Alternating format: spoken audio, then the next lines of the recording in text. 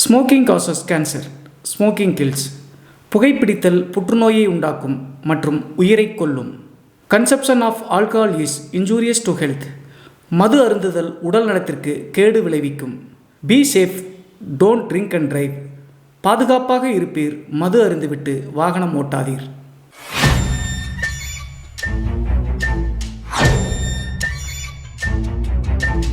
Hi everybody, நான் உங்கள் Siva. Welcome to our channel. இன்றைய காணொலியில் தமிழ்நாட்டினுடைய திண்டுக்கல்லுக்கு அருகாமையில் நடந்த ஒரு அதிபயங்கர அமானுஷ்ய திகில் சம்பவத்தை தாங்க முழுமையாக பார்க்க போகிறோம். இந்த சம்பவத்தில் திண்டுக்கல்லிருந்து 20 கிலோமீட்டர் தள்ளி இருக்கக்கூடிய ஒரு தோட்டத்தில் குதிரை வளர்க்கக்கூடிய பண்ணையில் நடந்த திகில் மற்றும் அமானுஷ்ய சம்பவம் தாங்க இன்றைய காணொலி. ஸோ இன்றைய காணொலியும் கொஞ்சம் கூட சுவாரஸ்யம் மற்றும் த்ரில்லிங் குறையாமல் நீங்கள் அப்படியே எதிர்பார்க்கலாங்க. இதுபோன்று உங்களுடைய வாழ்க்கையிலும் ஏதாவது திகில் சம்பவம் நடந்துருந்துச்சுன்னா இந்த மின்னஞ்சல் மூலியமாக அதை ஷேர் பண்ணலாங்க. ஒருவேளை மின்னஞ்சலில் டைப் பண்ணுறது கஷ்டமாக இருந்துச்சு அப்படின்னா நம்ம சேனலோட இன்ஸ்டாகிராம் லிங்கை கீழே டிஸ்கிரிப்ஷனில் கொடுத்துருக்கேங்க. அதில் போய் ஃபாலோ பண்ணிவிட்டு வாய்ஸ் நோட்டாக கூட ஷேர் பண்ணலாங்க. இது வரைக்கும் நம்ம சேனலை நீங்கள் சப்ஸ்கிரைப் பண்ணாமல் பார்த்துட்டு இருந்தாலும் சரி, புதிய பார்வையாளராக இருந்தாலும் சரி, வீடியோக்கு கீழே இருக்கக்கூடிய சப்ஸ்கிரைப் பட்டன் மற்றும் பெல் ஐக்கான் இரண்டையுமே கிளிக் பண்ணிடுங்க. நம்ம ஷோக்குள்ளே போகலாம்.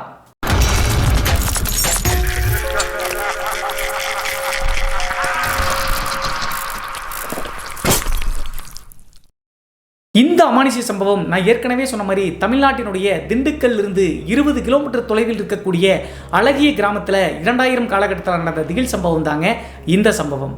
இந்த சம்பவத்தை நம்மளுக்கு மின்னஞ்சல் மூலியமாக ஷேர் பண்ணது செம்பருத்தி அப்படிங்கிற நம்ம சேனலினுடைய சப்ஸ்கிரைபருங்க. இந்த நிகழ்வு இவங்களுக்கு நடந்ததா அப்படின்னு சொல்லி பார்த்தா இல்லைங்க. 2000 காலகட்டத்தில் இவங்களுடைய பெரியப்பா பொண்ணான விஜயா அப்படிங்கிற பெண்ணுக்கு நடந்த திகில் நிகழ்வுங்க. அப்படி என்ன நடந்துச்சு அப்படின்னு சொல்லி பார்த்தா 2000 காலகட்டத்தில் இந்த செம்பருத்தியினுடைய பெரியப்பா, பெரியம்மா, அப்புறம் இந்த விஜயா 3 பேரும் தோட்டத்தில் பண்ணை வேலை செஞ்சுட்டு இருந்திருக்காங்க. இந்த குடும்பத்தினுடைய வழக்கமே ஒவ்வொரு வருடமும் ஒரு தோட்டத்தில் போய் பண்ணையால் வேலையாக செய்வாங்க. அதே மாதிரி 2000 காலகட்டத்தில் திண்டுக்கல் இருந்து 20 கிலோமீட்டர் தள்ளி இருக்கக்கூடிய ஒரு 5 ஏக்கர் பரப்பளவில் குதிரை பண்ணை மற்றும் நாய் பண்ணை இருக்கக்கூடிய ஒரு இடத்துல பண்ணையாளாக இந்த குடும்பம் போகுதுங்க. இந்த செம்பருத்தியினுடைய பெரியப்பாவினுடைய பேர் மூவேந்தருங்க. அவங்களுடைய பெரியம்மாவனுடைய பேர் நாச்சம்மாள். அவங்களுடைய அக்காவினுடைய பேர் தாங்க இந்த விஜயா அப்படிங்கிறவங்க. இவங்க 3 பேரும் பண்ணையால் வேலையாக வரக்கூடிய காரணத்தினால 3 பேர்த்துக்கும் சேர்த்து 50,000 ரூபாயை 2000 காலகட்டத்தில் அந்த தோட்டத்து உரிமையாளர் கொடுத்துருக்காருங்க. 1 வருட காலகட்டமோ 2 வருட காலகட்டமோ இந்த 50,000 ரூபாயை அந்த தோட்டத்திலேயே பண்ணையால் வேலை செஞ்சு கழிச்சு அதற்கு பின்பு தான் கிராமத்திற்கு வர முடியுங்க. இதில் மிகவும் குறிப்பிட்ட மாதிரி சொல்லணும் அப்படின்னா அந்த 3 பேர்த்துக்கும் சேர்த்து தான் இந்த 50,000 ரூபாய்ங்க. அதற்கடுத்து அந்த அட்வான்ஸ் தொகையை வாங்கிட்டு அந்த குடும்பம் திண்டுக்கல்லிருந்து 20 கிலோமீட்டர் தொலைவில் இருக்கக்கூடிய அந்த தோட்டத்துக்கு பண்ணையால் வேலைக்காக போகிறாங்க. அங்கே போய் பார்க்கும்போது நான் ஏற்கனவே சொன்ன மாதிரி மொத்தம் 20 ஏக்கர் தோட்டம்ங்க. அந்த 20 ஏக்கர் தோட்டத்தில் 15 ஏக்கர் வெள்ளாமை பூமிங்க விவசாயம் செஞ்சுட்டு இருக்காங்க. மீதம் இருக்கக்கூடிய 5 ஏக்கருக்கு மற்றும் சுற்றி மதில் சுவர் மாதிரி அமைச்சு அந்த 5 ஏக்கரில் குதிரை மற்றும் நாய் பண்ணையை வச்சிருக்காங்க. அதை செய்வது அந்த தோட்டத்தினுடைய உரிமையாளர்களுடைய மகன்க. அவர் அந்த 5 ஏக்கர் பரப்பளவில் ரொம்ப ஹைபிரிடான குதிரை மற்றும் நாய்களை வளர்த்து சேல்ஸ் பண்ணிட்டு இருந்திருக்காருங்க. அந்த நபரினுடைய பேர் சக்கரவர்த்திங்க. அதே நேரத்தில் அந்த 20 ஏக்கருக்கு சொந்தமான அந்த சக்கரவர்த்தியினுடைய அப்பா அந்த ஊர்லேயே பெரிய வம்சாவளி அப்படின்னு சொல்லலாங்க, நல்ல பணக்காரரும் கூட. இருந்தாலும் அந்த 5 ஏக்கரில் முழுவதும் ஈடுபடுவது இந்த சக்கரவர்த்தி அப்படிங்கிற அந்த ஊர் தலைவருடைய மகன் தாங்க. அதற்கடுத்து அந்த தோட்டத்துக்கு போய் நல்லா சந்தோஷமாக தாங்க அந்த குடும்பம் போயிட்டு இருந்துச்சு. அந்த 5 ஏக்கர் பரப்பளவில் ஒரு பண்ணை வீடும் இருந்திருக்குங்க. அந்த பண்ணை வீட்டை இவங்க குடியிருப்பதற்காக அந்த சக்கரவர்த்தி அப்படிங்கிற நபர் கொடுத்துட்டாருங்க. அந்த பண்ணை வீட்டுக்கு குடியேறி போய் மூவேந்தர் மற்றும் நாச்சம்மாள் அப்படிங்கிற இருவரும் அந்த தொழிலை செய்ய ஆரம்பிச்சாங்க. இந்த விஜயா அப்படிங்கிற பெண்ணை அதிக அளவு தோட்டத்து வேலையில ஈடுபடுத்துறது கிடையாதுங்க. விஜயாவுக்கு அப்போது 19 வயது இருந்திருக்குங்க. அந்த காரணத்தினால காட்டு வேலையில் மகளை ஈடுபடுத்தணும் அப்படின்னா மெலிஞ்சு போயிடுவாங்க, நாளைக்கு கல்யாணம் பண்ணி கொடுக்கும்போது ரொம்ப கஷ்டமாயிரும் அப்படின்னு சொல்லிட்டு யோசிச்சு வீட்லேயே அன்றாட வேலைகளை விஜயா செஞ்சுட்டு இருந்திருக்காங்க. அவங்களுடைய அப்பா அம்மாவுக்கு சாப்பாடு செஞ்சு வைப்பது, அதே மாதிரி தோட்டத்தில் சிறு சிறு வேலைகளை செஞ்சுக்கிட்டு அந்த பண்ணை வீட்லேயே தங்கி இருக்க ஆரம்பிச்சாங்க. கிட்டத்தட்ட 2 வாரம் 3 வார காலகட்டம் அவங்களுடைய வாழ்க்கையை நான் ஏற்கனவே சொன்ன மாதிரி நல்லா தாங்க போயிட்டு இருந்துச்சு. அதற்கடுத்து தான் மூவேந்தன் மற்றும் அவங்களுடைய மனைவியான நாச்சம்மாளுக்கு ஒரு சின்ன திகட்டல் ஒன்று ஏற்பட ஆரம்பிச்சுங்க.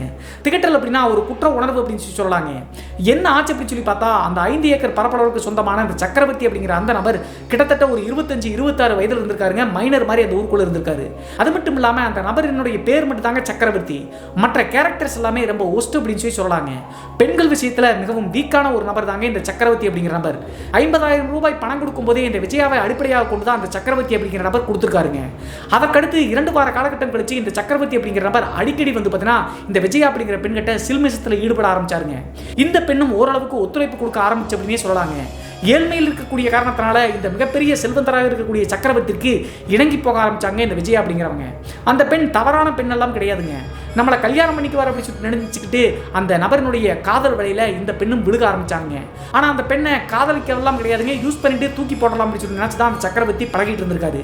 இது போக போக தான் இந்த மூவேந்தன் மற்றும் நாச்சம்மாளுக்கு தெரிய ஆரம்பிச்சிருக்குங்க.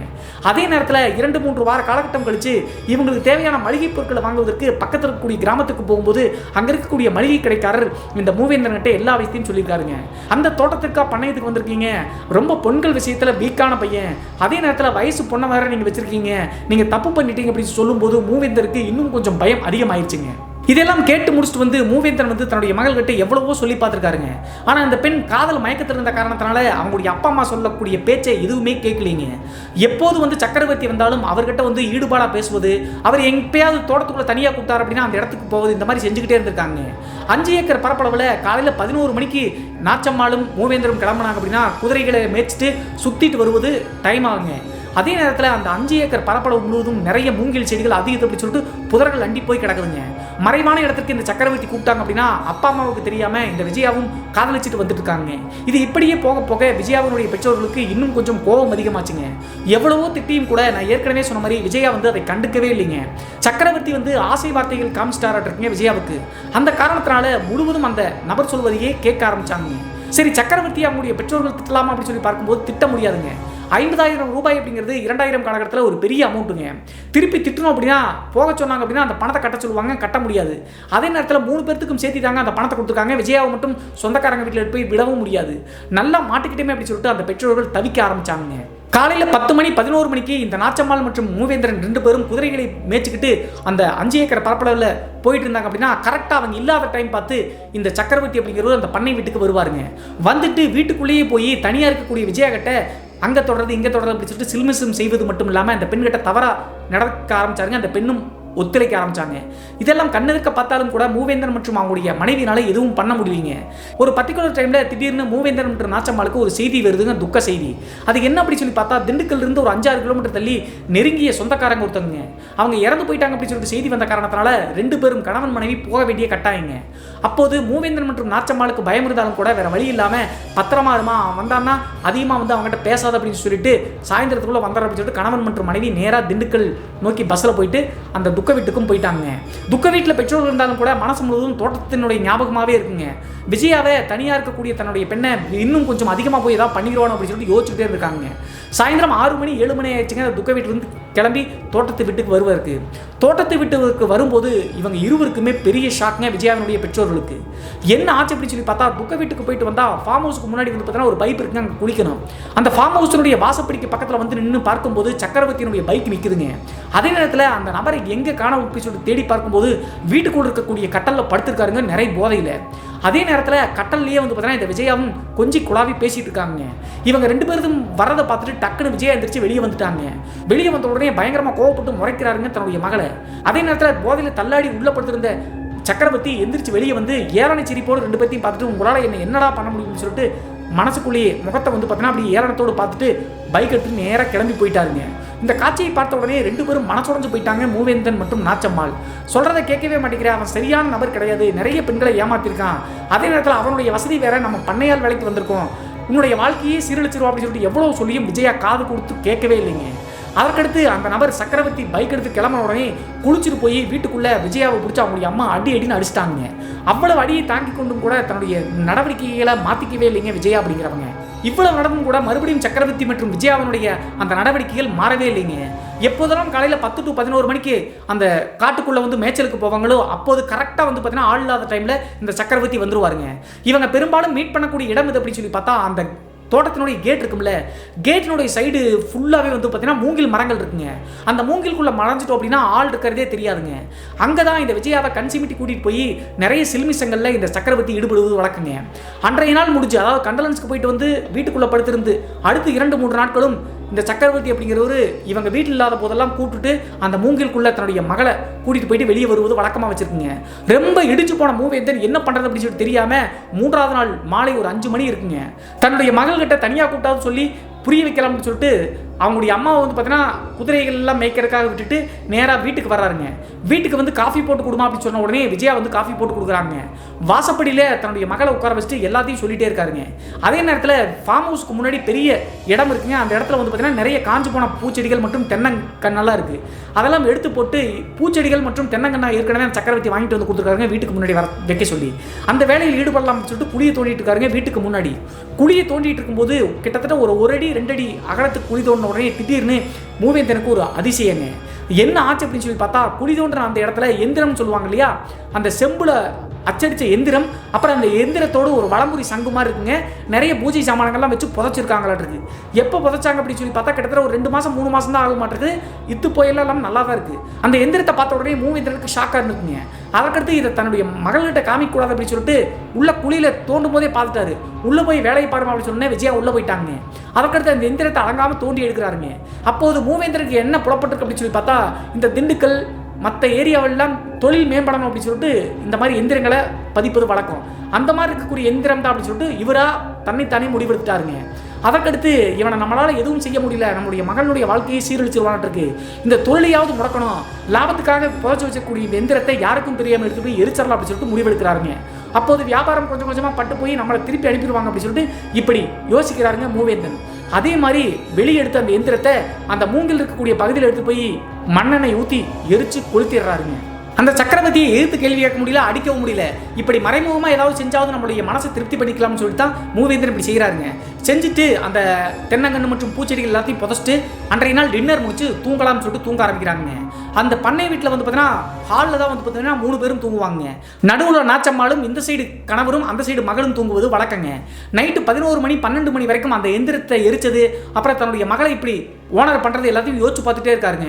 அப்போது திடீர்னு நைட்டு ஒரு 10 மணி 11 மணி இருக்குங்க. அந்த டைமில் எப்போதும் இல்லாத அளவுக்கு அப்நார்மலாக அந்த பண்ணை தோட்டத்தில் ஒரு பயங்கரமான விஷயம் நடக்குதுங்க. என்ன ஆச்சு அப்படின்னு சொல்லி பார்த்தா, குதிரைகள் கிட்டத்தட்ட ஒரு 10 குதிரைகளுக்கு மேலே இருக்குங்க. நல்லா ஹைபிரிட் குதிரைகள், ஒவ்வொன்றும் 1 லட்சத்துக்கு மேலே போகக்கூடிய குதிரைகளுங்க. நாய்களும் வந்து பார்த்தீங்கன்னா வெளிநாட்டு நாய்களை வளர்க்குறாங்க. அந்த நாய்கள் ஒட்டுமொத்தமாக பயங்கரமாக குறைக்குதுங்க. அதே நேரத்தில் குதிரைகள் எல்லாமே மேலே வந்து பார்த்தீங்கன்னா இரும்பு செட்டு போட்டிருப்பாங்க. அந்த செட்டை தாண்டி மேலே குதிக்கிற மாதிரி பயங்கரமாக கத்துதுங்க, கணக்குது. அதற்கடுத்து என்னடா இப்படி வித்தியாசமாக சத்தம் போடுது அப்படின்னு சொல்லிட்டு இந்த மூவேந்தன் டக்குன்னு எந்திரிச்சு வீட்டினுடைய மெயின் டோர் கதவை திறந்து அந்த குதிரை மற்றும் நாய் பண்ணை நோக்கி போறாருங்க. டார்ச் அடிச்சு பார்க்கும்போது எதுவுமே இல்லைங்க.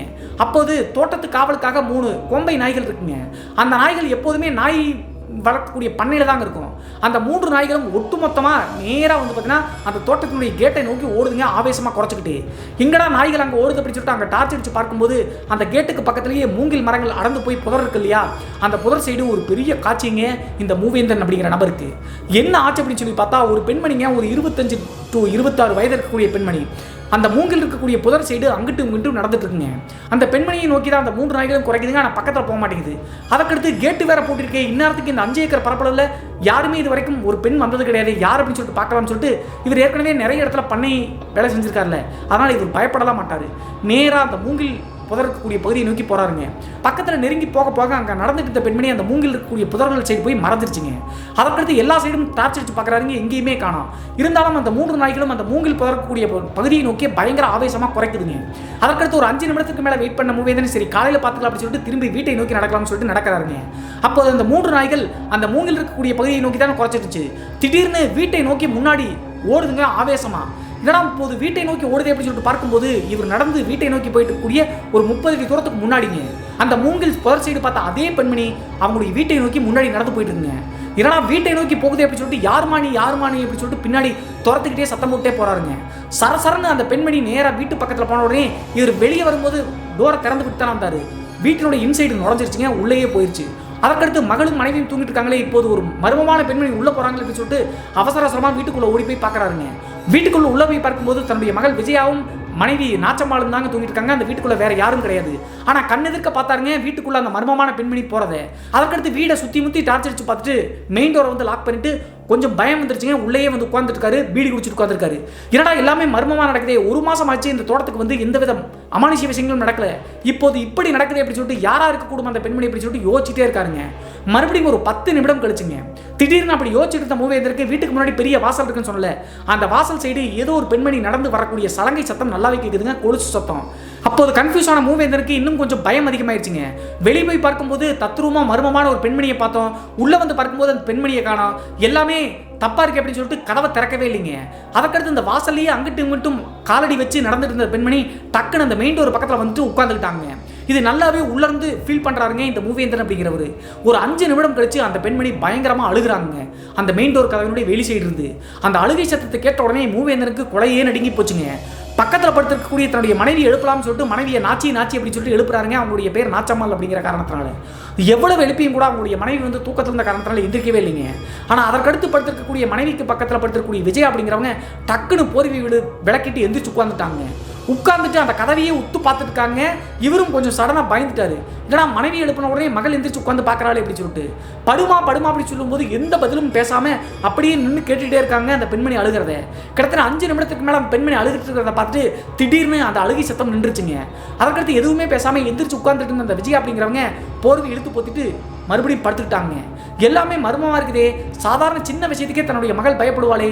இன்னைக்கு வந்து பார்த்தீங்கன்னா மெயின் டோருக்கு வெளியே ஒரு அழுகை குரல் கேட்டுச்சு. அந்த அழுகை குரலை கேட்டு நம்மகிட்டையும் எந்த பதிலும் சொல்லாமல் மறுபடியும் படுத்துட்டாலே அப்படின்னு சொல்லிட்டு யோசிக்கிறாங்க. மறுபடியும் ஒரு 1/4 மணி நேரம் 1/2 மணி நேரம் இவருக்கு தூக்கமே வரலைங்க. 1/2 மணி நேரம் கழிச்சு மறுபடியும் வந்து அந்த தோட்டத்தினுடைய வெளி சைடு வந்து பார்த்தீங்கன்னா ஒரு பயங்கரமான சத்தம் கேட்குதுங்க. நான் ஏற்கனவே சொன்ன மாதிரி குதிரைகளை வந்து பார்த்தீங்கன்னா அடைப்பதற்காக செட்டு போட்டுப்பாங்க. மேலே இரும்பு செட்டு தான். குதிரை வந்து பார்த்தீங்கன்னா மேலே தாவச்சு அப்படின்னா தலை முட்டும் இல்லையா, அந்த மாதிரி எல்லா குதிரைகளையும் மேலே தாண்ட பார்க்க மாட்டேங்க. அந்த தகரத்தில் இடிக்கக்கூடிய சத்தம் இரும்பு சத்தம் நல்லாவே கேட்குது. அதற்கு பின்பு மறுபடியும் தன்னுடைய மனசை தைரியப்படுத்திட்டு எல்லா குதிரைகளும் காஸ்ட்லியான குதிரைகள், காலையில் ஏதாவது பிரச்சனை ஆயிரும் அப்படின்னு சொல்லிட்டு மெயின் டோரை திறந்துக்கிட்டு தைரியத்தை வரவழைச்சிட்டு அந்த குதிரைகள் இருக்கக்கூடிய பண்ணையை போய் சுற்றி பார்க்குறாங்க. சுற்றி பார்க்கும்போது மறுபடியும் அந்த 3 நாய்கள் குதிரை பண்ணையை நோக்கி பயங்கர ஆவேசமாக குறைக்குதுங்க. ஏன்னா நாய்கள் பயங்கரமாக மறுபடியும் குறைக்குது அப்படின்னு சொல்லி பார்க்கும்போது அந்த 3 நாய்களும் எதை நோக்கி குறைக்குது அப்படின்னு சொல்லி பார்த்தா குதிரைகளுக்கு தீவனம் வச்சிருக்கக்கூடிய ஒரு ரூம் இருக்குங்க. அந்த ரூமை பார்த்து தான் குறைக்குது. அதற்கடுத்து அந்த ரூம் சைடு இவருடைய பார்வையை திருப்பும் போது அதே பெண்மணிங்க, அந்த மூங்கில் புதர்பல்ல பார்த்த அதே பெண்மணிங்க அந்த குதிரை தீவனம் இருக்கக்கூடிய பகுதியை நோக்கி அங்கிட்டு இங்கிட்டு நடந்துட்டுங்க. அதற்கு பின்பு அந்த நாய்கள் வந்து குடையை உழைச்சிட்டு வந்த காரணத்தினால இவரும் கொஞ்சம் தைரியத்தை வரவழைச்சிட்டு யார் நீ அப்படின்னு சொல்லிட்டு பின்னாடியே துரத்துறாருங்க. அப்போது அந்த குதிரை தீவனம் இருக்கக்கூடிய ரூமை அப்படியே சுற்றி வந்த அப்படின்னா ஃபார்ம் ஹவுஸ், கணவன் மற்றும் மனைவி மகள் இருக்கக்கூடிய ஃபார்ம் ஹவுஸ்க்கு வந்துடலாங்க. அந்த ஃபார்ம் ஹவுஸ் பக்கத்தில் அந்த பெண்மணி வர்றாங்க. என்னடா வீட்டுக்கு பக்கத்தில் மறுபடியும் வருது அப்படின்னு சொல்லிட்டு அவசரமாக நேரடியாக ஓடி வந்து வீட்டுக்கு முன்னாடி வாசப்படிக்கு முன்னாடி இந்த மூவேந்தன் நிற்கிறாருங்க. டார்ச் லைட்டோடு நின்று சுற்றி முற்றியும் பார்க்கும்போது எங்கேயுமே அந்த பெண்மணியை மறுபடியும் காணாங்க. டிசப்பேர் ஆயிடுச்சு. அதற்கடுத்து சரி வீட்டுக்குள்ளே போகலாம்னு சொல்லிட்டு ஏற்கனவே மெயின் டோர் திறந்தான்னு விட்டுருக்காரு. படிக்கட்டு பக்கத்தில் டார்ச் எடுத்து கால் எடுத்து வைக்கலாம்னு முடிவு செய்கிறாருங்க. டக்குன்னு இவருடைய வாழ்நாளில் பார்க்கவே முடியாத ஒரு அதிர்ச்சியான சம்பவங்க. வாசப்படி படிக்கட்டுகள் பக்கத்தில் அதே மர்மமான பெண்மணி உட்கார்ந்துருக்காங்க. அந்த பெண்ணை பார்த்த உடனே கொஞ்ச நேரம் நடுநடுக்கி போய் டார்ச் லைட்டு கீழே போட்டு கையெல்லாம் விடவரத்துருச்சுங்க. அதற்கடுத்து மறுபடியும் தைரியத்தை வரவழைச்சிட்டு அந்த டார்ச் லைட் எடுத்து வாசப்படியில் மறுபடியும் அடித்து பார்க்கும்போது அங்கே இருக்கிறது அந்த மர்மமான பெண்மணி கிடையாதுங்க. விஜயா அப்படிங்கிற தன்னுடைய மகள் தாங்க அந்த வாசப்படியில் உட்காந்துருக்காங்க. தலையை கீழே போட்டு தன்னுடைய அப்பாவை வந்து பார்த்தீங்கன்னா கண்ணெல்லாம் செவந்து போய் பார்க்குறாங்க. இங்கே என்னமா பண்ணுற அப்படின்னு சொல்லிட்டு கோபத்தில் கேட்ட உடனே எந்த பதிலும் சொல்லிங்க. எந்திரிச்சு அதுவாக போய் வீட்டுக்குள்ளே உட்காந்துருச்சுங்க. நான் ஏற்கனவே சொன்ன மாதிரி கொஞ்சம் பயந்த சுபாவம் இருக்கக்கூடிய பெண்மணி தாங்க இந்த விஜயா அப்படிங்கிறவங்க. வீட்டினுடைய வாசப்படிக்கு வெளியே கும்மரிட்டாக இருக்கக்கூடிய அந்த பகுதியில் வந்து உட்கார வாய்ப்பே கிடையாதுங்க. அதே நேரத்தில் முதல் முறை பார்க்கும்போது அந்த மர்மமான பெண்ணினுடைய உருவம் மாதிரி தாங்க தெரிஞ்சு. டார்ச் லைட்டு கீழே போட்டு மறுபடியும் எடுத்து அடித்து பார்க்கும்போது தன்னுடைய மகள் மாதிரி தெரிஞ்சாங்க. அவங்க உள்ளே போய் படுத்துட்டாங்க. அதற்கடுத்து இங்கே ஏதோ தப்பு நடக்குது அப்படின்னு சொல்லிட்டு புரிஞ்சுக்கிட்ட மூவேந்தன் நேராக வீட்டுக்குள்ளே வந்து விடிய தூங்கவே இல்லைங்க, உட்காந்துக்கிட்டாரு. இதில் ஒரு முக்கியமான விஷயம் என்ன அப்படி சொல்லி பார்த்தா உங்களுக்கெல்லாம் தெரிஞ்சிருக்கும். முந்தைய நாள் மாலை வந்து அந்த எந்திரத்தை எடுத்து போய் எரிச்சார்ல, அதற்கு பின்பு தான் இந்த மாதிரி அமானுஷயங்கள் இந்த தோட்டத்தில் நடக்குது, வீட்டில் நடக்குது. இதற்கு முன்னாடி 1 மாதம் 1.5 மாத காலகட்டம் எந்த பிரச்சனையும் இல்லாமல் தான் இருந்துச்சு. ஆனால் இதெல்லாம் வந்து மூவேந்தனுக்கு தெரியவே இல்லைங்க. அந்த எந்திரத்தை எரிச்சதை வந்து பார்த்தீங்கன்னா இதை தான் காரணம் அப்படின்னு சொல்லிட்டு ஒரு புரியவே இல்லை. விடிய காத்துட்டு காலையில் எந்திரிச்ச உடனே தன்னுடைய மனைவி கிட்ட சொல்லாமா வேண்டாம் அப்படின்னு சொல்லிட்டு யோசிச்சு மனைவி கிட்ட சொன்னால் பயந்துருவாங்க, இன்னொரு முறை நடந்துச்சுன்னா பார்த்துக்கலாம் அப்படின்னு சொல்லிட்டு மனசுக்குள்ளேயே வச்சுட்டு எப்படியாவது இந்த தோட்டத்தை வீட்டை விட்டு காலி பண்ணிட்டு போயிடணும், பணத்தை எப்படி கொடுக்குறது, ஊருக்குள்ளே ஏதாவது கேட்டால் கொடுப்பாங்களா, சொந்தக்காரங்கிட்ட கேட்டா அப்படின்னு சொல்லிட்டு யோசிக்கிறாருங்க. காலையில் 10 மணி 11 மணி வரைக்கும் பிரம்ம பிடிச்ச மாதிரி இருந்த மூவேந்தனை அதற்கு பின்பு அவங்களுடைய மனைவி வாங்க குதிரைக்கு வந்து தீவனம் போட்டு தண்ணி பாய்ச்சிட்டு வரலாம் அப்படின்னு சொல்லிட்டு தோட்டத்துக்குள்ளே போகிறாங்க. கரெக்டாக இவங்க எப்போதெல்லாம் போவாங்களோ அப்போது சக்கரவர்த்தி வருவாருன்னு சொன்னல, அதே மாதிரி இவங்க கிளம்புனாங்க அப்படின்னா மறுபடியும் வீட்டுக்கு வர்றதுக்கு 2 மணி நேரம் ஆகும். 5 ஏக்கர் தோட்டம் வந்து தென்னை மரம் அதுன்னு சொல்லிட்டு நிறைய புதர் மாதிரி தான் இருக்கும். அந்த டைமில் கரெக்டாக இந்த சக்கரவர்த்தி உள்ளே என்ட்ரி ஆகிட்டாருங்க. என்ட்ரி ஆன உடனே விஜயா தான் வீட்டுக்குள்ளே இருந்திருக்காங்க. அப்போது எனக்கு காஃபி வேணும் அப்படின்னு சொல்லிட்டு எப்போதும் உரிமையோடு சில்மிசம் பண்ணி கேட்பார்ல, அந்த மாதிரி கேட்டிருக்காருங்க. இந்த பெண்ணும் சிரிச்சுக்கிட்டே போய் கிச்சனில் வந்து காஃபி போட்டுக்க மாட்டிருக்குங்க. காஃபி போட்டு எடுத்துகிட்டு வந்து வீட்டினுடைய வாசப்படி முன்னாடி ஒரு கயிறு கட்டல் இருக்குங்க, அங்கே கொடுக்கலாம்னு சொல்லிட்டு கொடுக்க ட்ரை பண்ணுறாங்க. கரெக்டாக அந்த நேரம் மூவேந்தனும் அவங்களுடைய மனைவியும் வந்து பார்த்தீங்கன்னா குதிரைகளுக்கு தீனி வச்சுட்டு வந்துட்டாங்க. வந்த உடனே மூவேந்தன் கோவங்க, நம்ம கிளம்புவதெல்லாம் கரெக்டாக தன்னுடைய மகளை பார்க்க வந்துடுறாரு அப்படின்னு சொல்லிட்டு அப்போது விஜயா போட்டு கொடுத்த காஃபியை வந்து பார்த்தீங்கன்னா எடுத்து குடிக்கலாம்னு சொல்லிட்டு ஒரு சிப் எடுக்கலாம்னு சொல்லிட்டு எடுக்கிறாருங்க. திடீர்னு பார்த்தீங்கன்னா நாய்கள் வந்து பண்ணை இருக்கு இல்லையா, அந்த நாய்களில் ஹைபிரிட் நாய்கள் 2-3 நாய்கள் வந்து கூண்டை விட்டு வெளியே வந்துருச்சாட்டுங்க. வந்துட்டு ஆவேசமாக ஒன்றுக்கு ஒன்று கடிக்கிற மாதிரி பயங்கர சத்தம் போடுதுங்க. சத்தம் போட்ட உடனே அந்த காஃபியை குடிக்க கூட இல்லைங்க, டக்குன்னு வச்சுட்டு மூவேந்தரை விட்டுயோ வாயா அப்படின்னு சொல்லிட்டு அந்த நாய் பண்ணையை நோக்கி ஓடுறாங்க 2 பேரும். அப்போது நாச்சம்மாள் மற்றும் விஜயா மட்டும் தாங்க வீட்டில் இருக்காங்க. மூவேந்திரன் மற்றும் சக்கரவர்த்தி அந்த நாய்களை கட்டுப்படுத்துறதுக்காக போன உடனே வீட்டில் வந்து நாச்சம்மாள் மற்றும் விஜயா இருக்காங்கல்ல, அப்போது வந்து பார்த்தீங்கன்னா இந்த நாச்சம்மாள் அப்படிங்கிறவங்க கிச்சனுக்குள்ளே போய் தண்ணி குடிக்கலாம்னு சொல்லிட்டு போகிறாங்க. அந்த டைமில் நாச்சம்மாளுக்கு ஒரு பெரிய ஷாக்குங்க. அவங்க டீ குடிப்பதற்காக கண்ணாடி டம்ளர் இந்த கடையில் கொடுப்பாங்கல்ல, அந்த மாதிரி கண்ணாடி டம்ளர் வச்சிருப்பது வழக்கங்க. அந்த கண்ணாடி டம்ளரில் ஒரு டம்ளர் மட்டும் கிச்சன் சிங்கில் வந்து உடஞ்சிருக்குங்க. அதை பார்த்த உடனே நாச்சம்மாளுக்கு பெரிய ஷாக்குங்க. அப்போது அந்த கண்ணாடி துகள்களில் சில இதை வந்து பார்த்தீங்கன்னா எதையோ வச்சு கல்லை வச்சு குத்திருக்காங்க. அந்த தூள்களை பார்த்த உடனே நாச்சம்மாளுக்கு தூக்கி வாரி போட்டுச்சுங்க. அதற்கு பின்பு வேக வேகமாக வாசப்படியில் உட்காந்துருக்கக்கூடிய விஜயா பக்கத்தில் வந்து என்னடி பண்ண கண்ணாடி தூள்ல உடஞ்சிருக்கு அப்படின்னு சொல்லி கேட்கும்போது விஜயாவுடைய கைகளில் சின்ன சின்ன கீரல் இருக்குங்க, ரத்த கீரல்கள். ஆனால் நாச்சம்மாள் எவ்வளவு கேட்டும் கூட விஜயா வந்து பார்த்தீங்கன்னா ஆவேசமாக அந்த டீ டம்ளரையே பார்த்துருக்காங்க, டீயை குடிக்கவே இல்லை ஒரு சிப் கூட, அதையே உத்து பார்த்துட்டுங்க. என்னடி பண்ண அப்படின்னு சொல்லி கேட்கும்போது எந்த வித பதிலும் சொல்லாமல் ஆங்காரமாக இருக்காங்க. அதே நேரத்தில் இந்த மூவேந்தன் மற்றும் சக்கரவர்த்தி அந்த நாய்களை கட்டுப்படுத்திட்டு நேரம் மறுபடியும் ஃபார்ம் ஹவுஸ்க்கு வர்றாங்க. வாசப்படி பக்கத்தில் வந்த உடனே இவங்க பக்கத்தில் நெருங்கி வரவேங்க நாச்சம்மாளுக்கு தன்னுடைய உள்ளுணர்வில் ஏதோ தப்பா இருக்கு அப்படின்னு தெரிஞ்சுக்கிட்டு அந்த டீயே வந்து விஜயா ஒத்து பார்த்துருந்தாங்கல்ல, அதை எடுத்து கீழே கூட்டிட்டாங்க. கீழே கூட்டிட்டு பார்க்கும்போது அந்த டீ டம்ளர்னுடைய அடியில் நிறைய கண்ணாடி துகள்கள் இருந்திருக்குங்க. அப்போதுதான் நாச்சம்மாளுக்கு தூக்கி வாரி போட்டிருக்குங்க. இந்த சக்கரவர்த்தி அப்படிங்கிற இந்த நபரை கொள்வதற்காக விஜயா வந்து பார்த்தீங்கன்னா டீக்குள்ள கண்ணாடி துகள்களை உடச்சு போட்டிருக்காங்க அப்படின்னு சொல்லிட்டு தெரிஞ்சுக்கிட்டாங்க. ஆனால் அதை வெளியே காட்டிக்கூடாது அப்படின்னு சொல்லிட்டு படபடப்படவே இருக்காங்க. ஃபார்ம் ஹவுஸுடைய ஃப்ரண்ட் சைடு வந்த உடனே எனக்கு வச்ச டீ எங்க அப்படின்னு சொல்லிட்டு மறுபடியும் இந்த சக்கரவர்த்தி கிண்டலா கேட்கிறாருங்க. அது ஆறி போச்சுங்க, நான் வேற டீ வச்சு தரேன் அப்படின்னு சொல்லிட்டு நாச்சம்மாள் நல்ல டீ வச்சு கொடுத்து சக்கரவர்த்தி கொடுத்த உடனே அங்கிருந்து பைக் எடுத்து கிளம்பும்போது விஜயாவை பார்த்துட்டு ஏதோ சைகை காமிக்கிறாருங்க. இது எப்போதும் நடக்கிறதாங்க. தன்னுடைய அப்பா அம்மா இருக்கும்போதே இந்த மாதிரி தப்பா சைகை காமிப்பாரு. என்ன சொல்றாரு அப்படின்னு சொல்லி பார்த்தா சாயந்தரம் மீட் பண்ணலாம் அப்படின்னு சொல்லி சொல்லுவாராட்டுங்க. அப்போது அது வரைக்கும் ஆங்காரமா அந்த விஜயா டக்குன்னு வந்து பார்த்தீங்கன்னா புன்சிரிப்பு சிரிச்சிட்டு சரின்னு சொல்லிட்டு தலையாட்டுற மாதிரி ஆட்டுறாங்க. இதை மூவேந்திரன் மற்றும் அவங்களுடைய மனைவி பார்த்துட்டு தான் இருக்காங்க. அவர் கிளம்பி போனதுக்கு பின்னாடி நாச்சம்மாள் வந்து மறுபடியும் கேட்குறாங்க, எதுக்காக கண்ணாடி தூளை உடச்சு உள்ள போட்டு கொடுத்து அப்படின்னு சொல்லி கேட்ட உடனே எந்த பதிலும் சொல்ல மாட்டேங்கிறாங்க. அதற்கு பின்பு எல்லாத்தையும் தன்னுடைய மனைவிட்டிருந்து கேட்ட மூவேந்தருக்கு என்னடா இத்தனை நாள் அன்னோனியமா இருந்தா அவ சொல்றதெல்லாம் கேட்டுட்டு இருந்தா தன்னுடைய மகள் இப்போது கண்ணாடி தூளை எதுக்கு உடச்சு போட்டா அப்படின்னு சொல்லிட்டு யோசிக்கிறாருங்க. 2-3 நாட்களாகவே இந்த ஃபார்ம் ஹவுஸ்ல நடக்கக்கூடிய மர்மங்களுக்கு என்ன காரணம் தெரியாம மூவேந்தன் பித்து பிடிச்ச மாதிரி ஆயிட்டாருங்க. ஆனா அன்றைய மாலை 6 மணி 7 மணிக்கு நடந்ததான் இன்னும் பயங்கரங்க. எப்போதுமே காலையில் ஒரு டைம் தண்ணி வச்சாங்க அப்படின்னா சாயந்தரம் 5 மணிக்கு கிளம்பி 7 மணி வரைக்கும் வந்து பார்த்தீங்கன்னா அந்த மறுபடியும் அந்த நாய்கள் மற்றும் குதிரைகளுக்கெல்லாம் தீவனம் வைப்பது வழக்கங்க இந்த நாச்சம்மாள் மற்றும் மூவேந்தன். அதே மாதிரி போயிட்டாங்க. கரெக்டாக 5 மணிக்கு இவங்க கிளம்புற உடனே 5:30க்கு வந்து சக்கரவர்த்தி உள்ள வந்துருப்பாராட்டுங்க.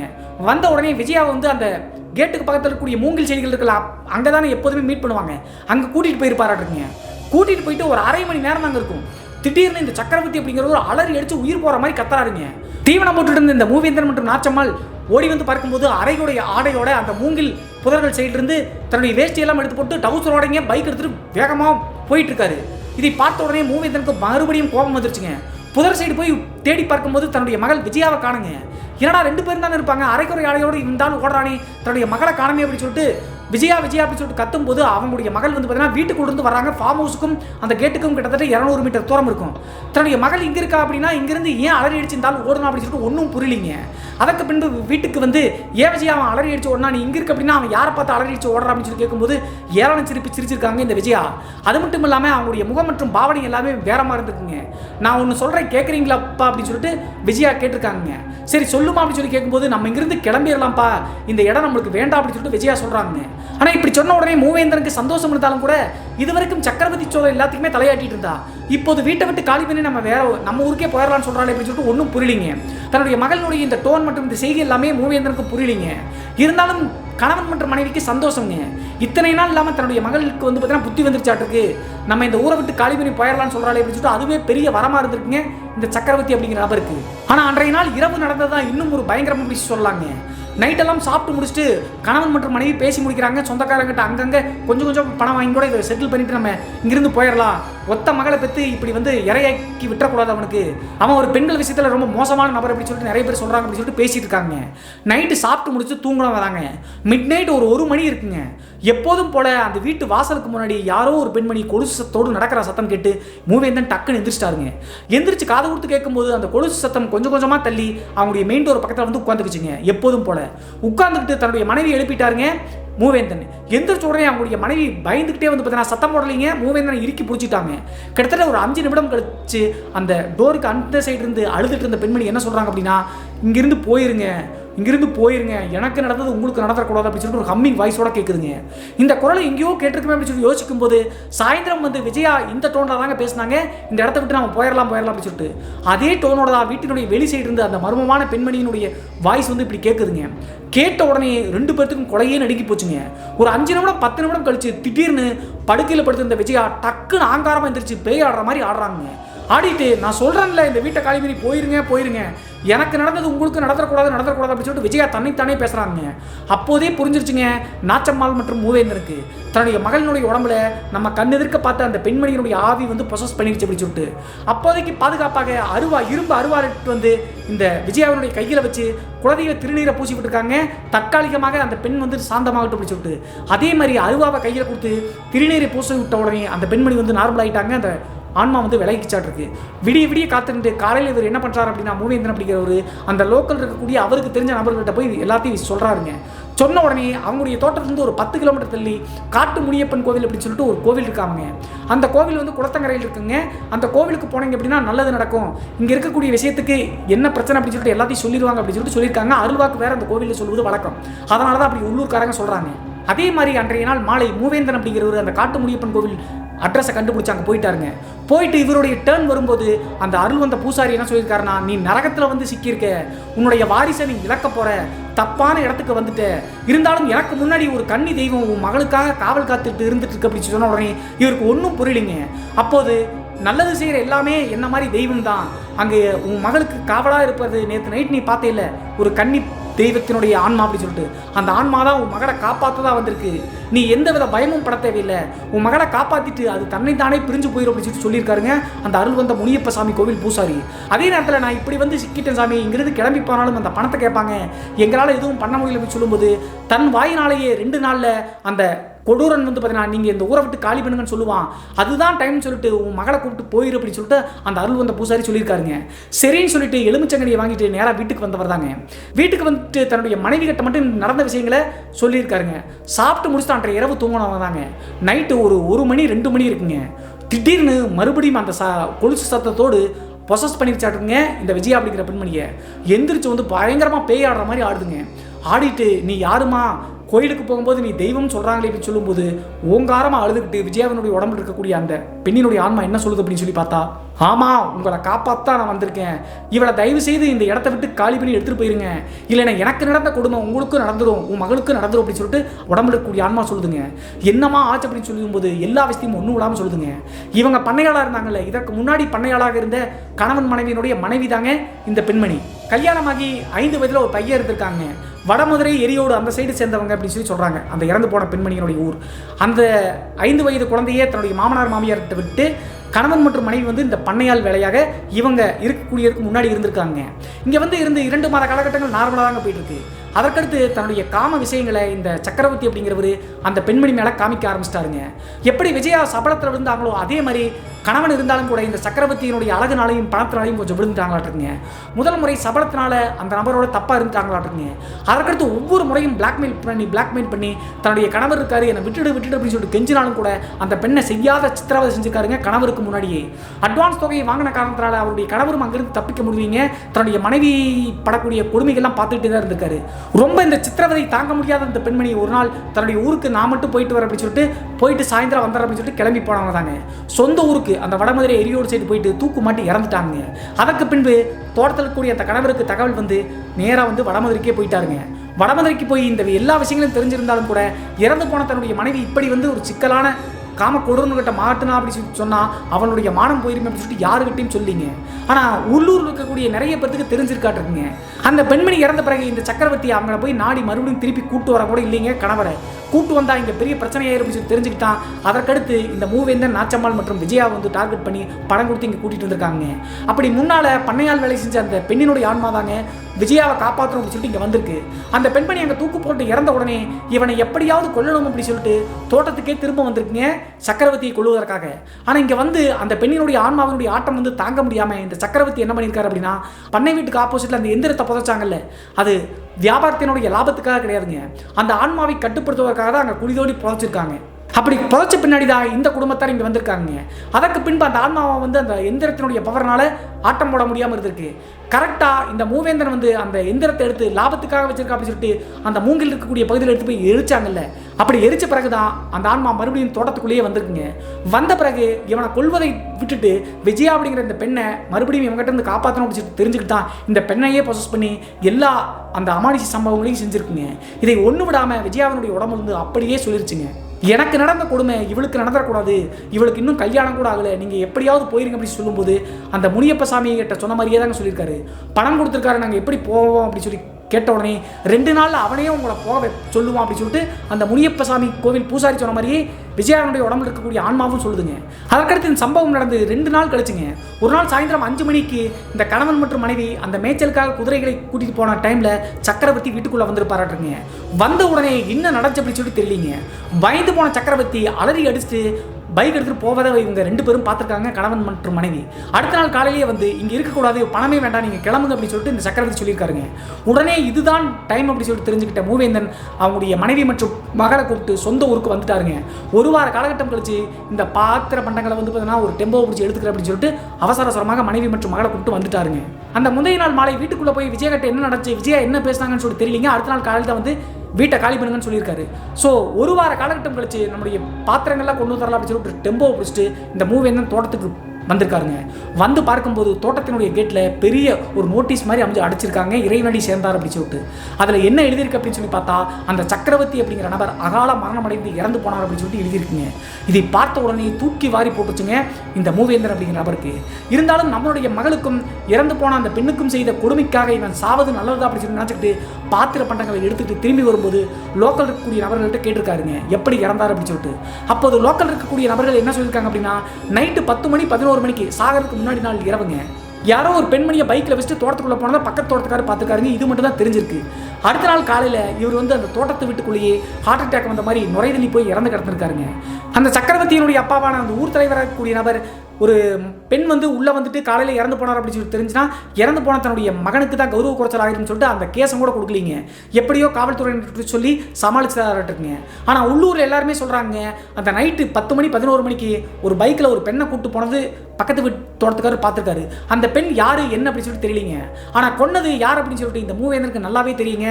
அந்த இறந்து போன பெண்ணினுடைய ஆன்மா தான் அப்படின்னு சொல்லிட்டு தெரிஞ்சுக்கிட்டு மனசுக்குள்ளேயே வச்சுட்டு தான் தப்பிச்சா போதும் அப்படின்னு சொல்லிட்டு அங்கிருந்து பாத்திர பண்டங்கள் எடுத்துட்டு தன்னுடைய சொந்த ஊருக்கே வந்துட்டாருங்க. இது 2000 காலகட்டத்தில் என்னுடைய பெரியப்பா ஃபேமிலியில் நடந்தது பிரதர். நரகத்தில் வாழ்ந்தாங்க அந்த 2-3 மாத காலகட்டங்கள். என்னுடைய அக்காவை இழந்திருப்போம். கடைசியாக அந்த காட்டு மிராண்டியாக இருந்த காமக்கூடன் வந்து செத்தது நல்லது தான் பிரதர் அப்படின்னு சொல்லிட்டு இந்த மின்னஞ்சல் செம்பருத்தி அப்படிங்கிறவங்க சொல்லி முடிச்சாங்க. அவங்களுடைய பர்மிஷனோட தாங்க இந்த சம்பவத்தை நம்மளுக்கு ஷேர் பண்ணியிருக்காங்க. அவங்களுக்கு ஒரு நன்றி சொல்லிட்டு இன்றைய காணொலியை இதோடு முடிச்சுக்கலாங்க. இன்றைய காணொலி பற்றிய உங்களுடைய கருத்து என்ன அப்படி சொல்லிட்டு மறக்காமல் கமெண்ட் பாக்ஸில் கமெண்ட் பண்ணுங்க. இது போன்று உங்களுடைய வாழ்க்கையிலும் ஏதாவது திகில் சம்பவம் நடந்துருச்சுன்னா இந்த மின்னஞ்சல் மூலியமாக அதை ஷேர் பண்ணலாங்க. ஒருவேளை மின்னஞ்சல் டைப் பண்ணுறது கஷ்டமாக இருந்துச்சு அப்படின்னா நம்ம சேனலுடைய இன்ஸ்டாகிராம் லிங்கை கீழே டிஸ்கிரிப்ஷனில் கொடுத்துருக்கேங்க. அதை போய் ஃபாலோ பண்ணிவிட்டு வாய்ஸ் நோட்டாக கூட ஷேர் பண்ணலாங்க. மீண்டும் ஒரு த்ரில்லிங்கான அமானுஷ எபிசோடுடன் உங்களை சந்திக்கும் வரை நான் உங்கள் சிவா.